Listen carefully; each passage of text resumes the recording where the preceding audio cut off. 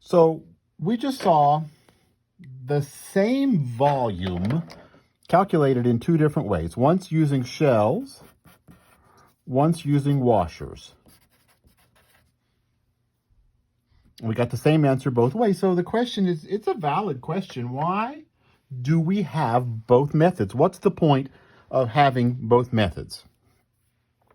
Why not just stick with washers all the time? This was backwards. I just wrote the wrong thing here. That was washers up here, and that was shells down here earlier. Why not just always use washers? So if you're going around the y-axis, solve it for y and use washers. If you're going around the x-axis, just leave it as it is and use discs or washers. Why not? Why have both? Well, the answer is in last week's quiz, or a week before last, whenever the last time we had a quiz was. For example, this function. What if I want to revolve that region that's under the graph of y equals 4x minus x squared between that graph and the x-axis? What if I want to revolve that around the y-axis?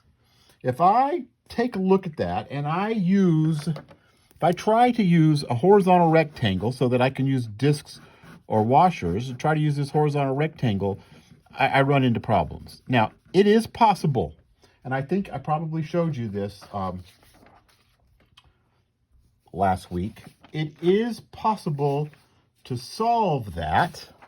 It splits right here into two functions. This is the function x equals 2 plus the square root of 4 minus y. And this over here is the function x equals 2 minus the square root of 4 minus y.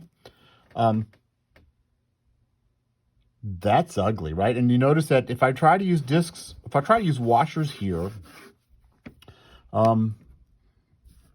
the outer radius and the inner radius are both on the parabola. I just have to know that the parabola splits into those two functions.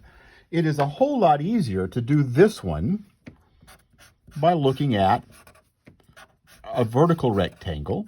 If I imagine that vertical rectangle revolving about the y-axis over here, if I take that and revolve it, I will get a shell, and the volume of a shell is 2 pi. Average radius, that's out to here, that's x. 2 pi average radius. Height is the function. Thickness is the little slice of x values. And you just integrate that from 0 to 4 because we add them up and take a limit. That would give me the volume. So that leads to another probably valid question. Well, why even bother? Why not always use this? Use shells to go around the y-axis and washers or discs to go around the x-axis. And that is almost always going to be a valid way to do it, in fact. But then you encounter regions that look like that. This region has y equals 0, y equals 3, y equals x, and y equals 2x minus 8. Just 4 lines. It's not a very hard region, but I want to revolve that around any axis, actually. If I want to revolve it, or if I really want to find the area of that, right? I notice that if I draw vertical rectangle so that I can use x values. Notice, here's the deal. There is a horizontal rectangle. The top, notice that the top of that rectangle is on the y equals x, and the bottom's at the y equals 0. But notice right about here at 3, if I draw a rectangle here,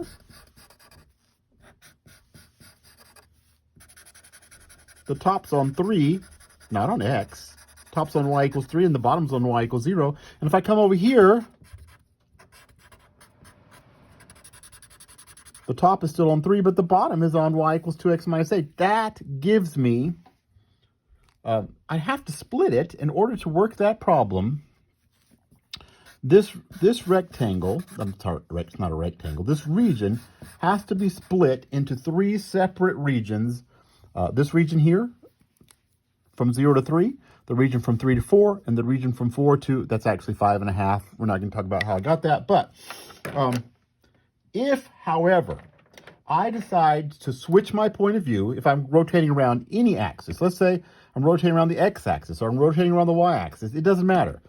If I switch my point of view to horizontal rectangles, notice that the right side is always on y equals 2x minus 8, and the left side is always on y equals 8.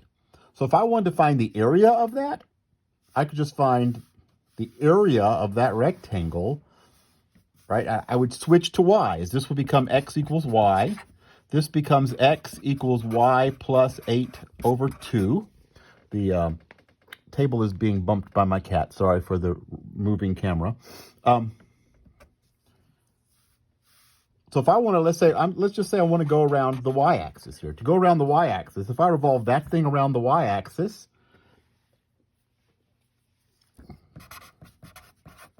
about the y-axis, I would get that thing around the y-axis is going to give me a washer.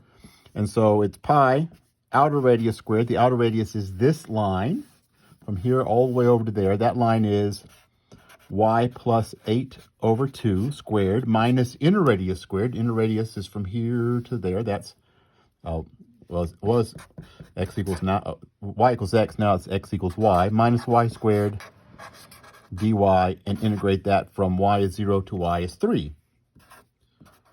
Right, if I want to go about the x-axis, right, I am still going to want to use horizontal rectangles because I don't have to split it into 3 regions to do that.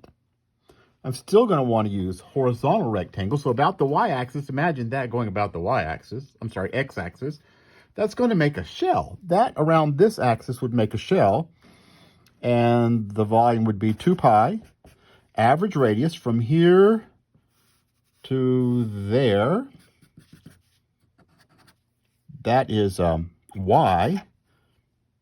Average radius height. The height would be from, well, whatever the height of that is. It's the right function, y plus 8 over 2 minus y, minus the left function. Thickness of that shell's dy, integral from 0 to 3. Right, so the reason we have both of those is, for the most part,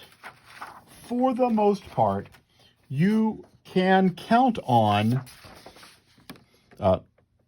using vertical rectangles and using discs or washers about the x-axis and shells about the y-axis. But if you get a really weird region, right, like the one I have here, where vertical rectangles require you to split it into lots of regions, sometimes it's easier.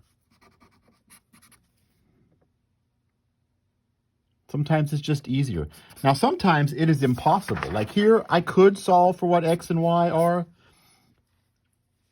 If I just change that to a 3, it doesn't look like this anymore, of course, but if I just change that to a 3, and you know, if there's some equations we can't solve.